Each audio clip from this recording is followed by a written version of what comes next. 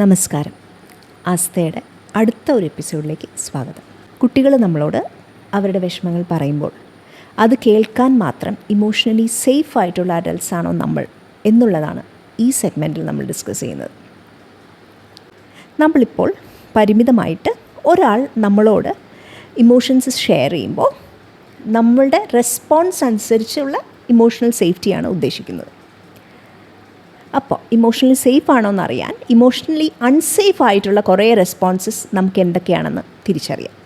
എന്നിട്ട് നമ്മളോട് തന്നെ നമുക്ക് ചോദിക്കാം, നമ്മൾ ഇതിലെന്തെങ്കിലും ചെയ്യുന്നുണ്ടോ? ആദ്യത്തേത് ഡിസ്മിസ്സിങ്. ഒരു കുട്ടി നമ്മളോട് പറയാം, എനിക്ക് ഒറ്റയ്ക്ക് കിടക്കാൻ പേടിയാണ്. ഉടനെ നമ്മൾ പറയാം, എന്തിനാ പേടിക്കണേ? ഒരു ആവശ്യമില്ല പേടിക്കേണ്ടത് എന്ന് പറയുമ്പോൾ ആശ്വസിക്കുന്നതിന് പകരം നമ്മളതിനെ ഒന്ന് ഡിസ്മിസ് ചെയ്ത് കളയാം. അപ്പോൾ എന്തിനാ പേടിക്കണേ എന്ന് ചോദിച്ച് അവരുടെ പേടിക്കിടെ കാരണം അറിയുന്നതിന് പകരം നമ്മളങ്ങ് പേടിക്കേണ്ട ആവശ്യമേ ഇല്ല എന്നങ്ങ് ഡിസ്മിസ് ചെയ്ത് കഴിഞ്ഞു. അപ്പോൾ ആ കുട്ടി പഠിക്കുന്നത് എൻ്റെ ഇമോഷൻസ് ഇമ്പോർട്ടൻ്റ് അല്ല, എനിക്കിങ്ങനെ ഫീൽ ചെയ്യാൻ പാടില്ല എന്നാണ് ആ കുട്ടി പഠിക്കുന്നത് ഡിസ്മിസൽ കേട്ട് കഴിയുമ്പോൾ. രണ്ടാമത്തത് മിനിമൈസിങ്. ഡിസ്മിസലുമായിട്ട് വളരെ സാമ്യമുള്ള കാര്യമാണ്. നാളെ പരീക്ഷയാണ്, എനിക്കൊരു ഇച്ചിരി പേടിയാവുന്നു. ഇത്രയും ചെറിയ കാര്യത്തിന് നിനക്ക് പേടിയോ? ഞങ്ങളൊക്കെ എത്രയോ പരീക്ഷ എഴുതിയിരിക്കണം. ശരിയാണ്, നമ്മുടെ എക്സ്പീരിയൻസ് ഷെയർ ചെയ്യാം. പക്ഷേ ആ നിമിഷം ആ കുട്ടിക്ക് പേടിയാവുന്നുണ്ടെങ്കിൽ പേടിയാവുന്നത് തന്നെയാണ്. അപ്പോൾ അത് എക്സ്പ്ലോർ ചെയ്യാതെ അതിനെ ആശ്വസിപ്പിക്കാതെ മിനിമൈസ് ചെയ്ത് കളയാം. That is minimising. പല രീതിയിൽ നമ്മൾ മിനിമൈസ് ചെയ്യാറുണ്ട്. മിനിമൈസ് ചെയ്യപ്പെടുമ്പോൾ കുട്ടിക്ക് തോന്നുന്നത് വളരെ സിമിലർ ആയിട്ടുള്ളൊരു വികാരമാണ്. ഡിസ്മിസ് ചെയ്യുമ്പോൾ എൻ്റെ ഇമോഷൻസ് വാല്യുബിൾ അല്ല എന്ന് കുട്ടികൾക്ക് തോന്നുകയാണെങ്കിൽ, മിനിമൈസ് ചെയ്യുമ്പോൾ എൻ്റെ ഹേർട്ട് അത്ര ഇമ്പോർട്ടൻ്റ് അല്ല എന്നാണ് മെസ്സേജ് കിട്ടുക.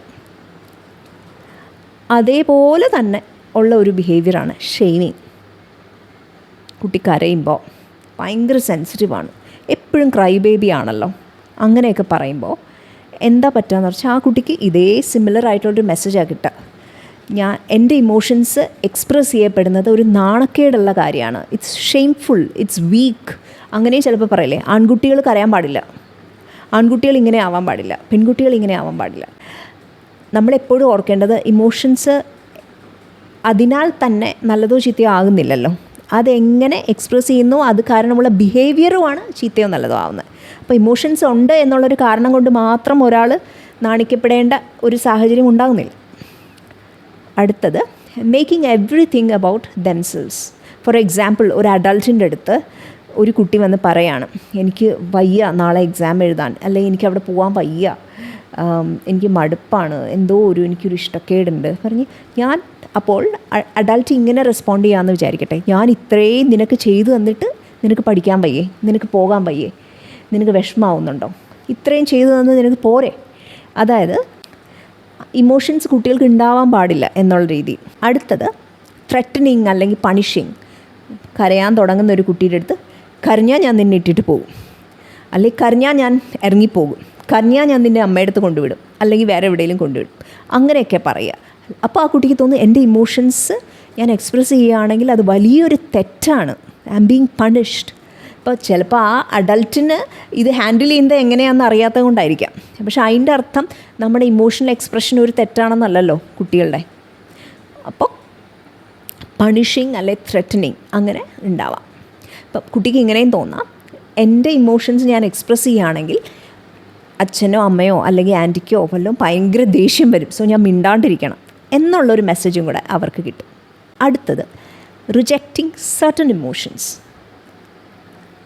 നമ്മൾ നേരത്തെ പറഞ്ഞ പോലെ ഒരു ഇമോഷനോ നല്ലതോ ചീത്തയോ എന്നല്ല. ചില ഇമോഷൻസ് പ്ലസൻ്റ് ആണ്, ചില ഇമോഷൻസ് നമുക്ക് അത്ര പ്ലസൻ്റ് ആയിരിക്കില്ല.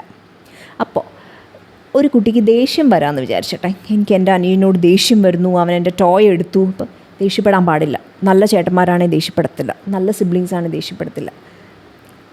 അല്ലെങ്കിൽ എനിക്ക് വിഷമമായി ഇന്നൊരു കാര്യം കൊണ്ട്, വിഷമിക്കാൻ പാടില്ല, ഗുഡ് ഗേൾസ് എപ്പോഴും ഹാപ്പി ആയിരിക്കണം, അല്ലെങ്കിൽ വിഷമം ഉണ്ടാവാനേ പാടില്ല, അങ്ങനെയൊക്കെയുള്ള രീതിയിൽ. അതായത് റിജക്റ്റിംഗ് സർട്ടൻ ഇമോഷൻസ്. നമ്മൾ പ്ലസൻ്റായിട്ട് മാത്രമേ ഇരിക്കാൻ പറ്റൂ, നമ്മൾ റോബോട്ട്സ് അല്ലല്ലോ. നമുക്ക് എല്ലാവർക്കും, എല്ലാ ഹ്യൂമൻ ബീങ്സിലുള്ള എല്ലാ ഇമോഷൻസ് നമുക്കുണ്ട്, കുട്ടികൾക്കും ഉണ്ട്. അപ്പോൾ സർട്ടൻ ഇമോഷൻസ് റിജക്റ്റ് ചെയ്യുമ്പോൾ അവർക്ക് പറ്റുന്നത് എന്താണെന്ന് വെച്ചാൽ ഓക്കെ എൻ്റെ ചില ഇമോഷൻസ് ഹാംഫുള്ളാണ്, അത് ഞാൻ എക്സ്പ്രസ് ചെയ്യാനേ പാടില്ല. അപ്പോൾ സപ്രസ് ചെയ്ത് അതിൻ്റെ കുറച്ച് കോംപ്ലിക്കേഷൻസ് ചിലപ്പം ഉണ്ടാവാൻ സാധ്യതയുണ്ട്. അടുത്തത് lecturing before trying to understand. അപ്പം പരീക്ഷയ്ക്ക് എനിക്ക് ഇച്ചിരി മാർക്ക് കുറഞ്ഞു പോയി, എനിക്ക് സങ്കടമാവണം പറഞ്ഞു, അപ്പോഴേ ഞാൻ വിചാരിച്ചതല്ലേ ഇങ്ങനെയാണോ പഠിക്കേണ്ടത്, അങ്ങനെയാണോ പഠിക്കേണ്ടത്. അപ്പോൾ ആദ്യമേ അത് പറയണ്ടേ. കോഴ്സ് നമുക്കിതൊക്കെ അവരെ പഠിപ്പിച്ച് കൊടുക്കാം. പക്ഷേ ഒരു കാര്യം, ആ കുട്ടി വിഷമം എക്സ്പ്രസ് ചെയ്ത ഉടനെ നമ്മൾ ലെക്ചർ ചെയ്തിട്ട് യാതൊരു ഗുണവുമില്ല. ആ കുട്ടിക്ക് അവനെ അല്ലെ അവളെ കേൾക്കപ്പെടുന്നു ഒരു തോന്നൽ കിട്ടുന്നില്ല. അതുപോലെ തന്നെയുള്ള വേറൊരു എററാണ് blaming before trying to understand. കുട്ടി വീട്ടിലേക്ക് വന്ന് പറയാം, ഇന്ന് ടീച്ചർ എന്നോട് ഷൗട്ട് ചെയ്തു, അല്ലെങ്കിൽ അനു എന്നോട് ദേഷ്യപ്പെട്ടു, അനു എന്നോട് മിണ്ടിയില്ല. ഉടനെ നമ്മൾ നീ എന്തേലും ചെയ്തിട്ടായിരിക്കും, അല്ലെങ്കിൽ നീ എന്താ ചെയ്തേ, അതുകൊണ്ടായിരിക്കും അവൾ മിണ്ടാണ്ടിരിക്കണം. ചിലപ്പോൾ ഇതൊന്നും ആയിരിക്കണമെന്നില്ല. അപ്പോൾ ആ കുട്ടി പഠിക്കുന്ന എന്താണെന്ന് വെച്ചാൽ I am to be blamed for my emotions, I am to be blamed എന്നൊരു ഫീലിംഗ് അവർക്ക് കിട്ടും. അപ്പോൾ സാധാരണഗതിയിൽ അഡൾട്ട് ലൈഫിൽ നമുക്കും ഇങ്ങനത്തെ എക്സ്പീരിയൻസസ് ചിലപ്പോഴൊക്കെ ഉണ്ടാവാറില്ലേ. പക്ഷെ നമുക്കറിയാം നമ്മുടെ ഇമോഷൻസ് വാലിഡ് ആണെന്ന് കുറേയെങ്കിലും നമുക്കറിയാം.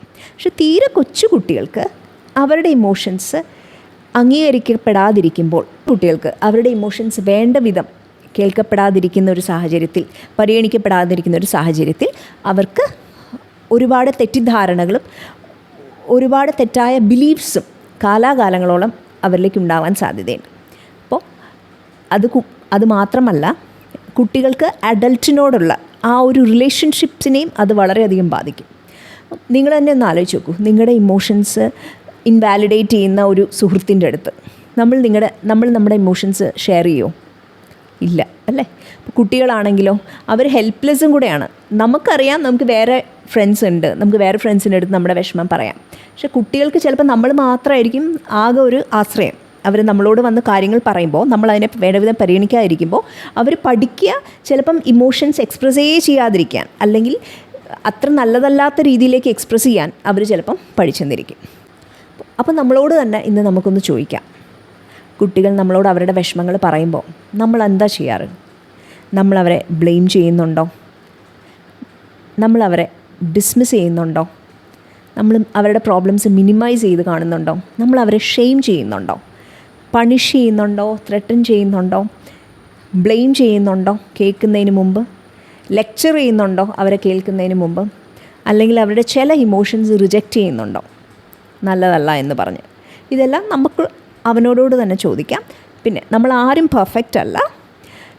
ഇങ്ങനെ നമുക്ക് കുറച്ചെങ്കിലും ഇങ്ങനത്തെ എന്തെങ്കിലും സ്വഭാവങ്ങൾ നമ്മുടെ കയ്യിലുണ്ടെങ്കിൽ അത് തീർച്ചയായിട്ടും നമുക്ക് മാറ്റാൻ പറ്റുന്നതാണ്. അപ്പോൾ എങ്ങനെയാണ് നമുക്കൊരു ഇമോഷണലി സേഫ് അഡൾട്ട് ആവാം? അതിന് ഒരുപാട് മെത്തേഡ്സ് ഉണ്ടാവാം. ചെറിയൊരു മെത്തഡ് ഞാനിപ്പോൾ പറഞ്ഞുതരാം. Stop. STOP. Stop your self before responding. അതായത് ആക്ച്വലി നമ്മളൊന്ന് സ്റ്റോപ്പ് ചെയ്യുക, ഒന്ന് പോസ് ചെയ്യുക. കുട്ടി നമ്മളോട് എന്തെങ്കിലും ഒരു ബുദ്ധിമുട്ട് പറയുമ്പോൾ ഉടനെ റെസ്പോണ്ട് ചെയ്യാതെ നമ്മൾ കുറച്ച് ടൈം നമ്മൾ ബൈ ചെയ്യുക. കുറച്ച് സെക്കൻഡ്സ് ആണെങ്കിലും മതി. അതിന് ശേഷം പ്രൊസീഡ് ചെയ്യുക. Second one is tune in. അതായത് ആ കുട്ടിക്ക് എന്താണ് ഫീൽ ചെയ്യുന്നതെന്ന് എന്നൊന്ന് മനസ്സിലാക്കാൻ ശ്രമിക്കുക. That is tuning in. മൂന്നാമത്തത് ട്യൂണിങ് ചെയ്ത് കഴിയുമ്പോൾ നമുക്ക് മനസ്സിലാവും എന്താ ഫീൽ ചെയ്യുന്നതെന്ന്, അല്ലെ ആ കുട്ടിയെ കേട്ടാലും മതി. അപ്പോൾ ഇസ് ഓപ്പൺലി വാലിഡേറ്റിംഗ്. അതായത് ഓക്കെ, കുട്ടിക്ക് ദേഷ്യം വരുന്നുണ്ടല്ലേ, മോന് വിഷമം വരുന്നുണ്ടല്ലേ, ആ മോക്ക് സങ്കടമായല്ലേ, അപ്പം എന്ന് ഓപ്പൺലി നമ്മൾ പറയാം.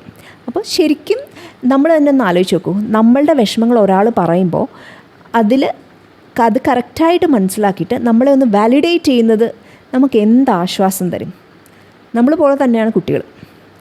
അപ്പോൾ അവരുടെ വിഷമങ്ങൾ നമ്മൾ കേൾക്കുന്നു അല്ലെ കാണുന്നു എന്ന് അവരോട് നമുക്ക് ഓപ്പൺലി പറയാം.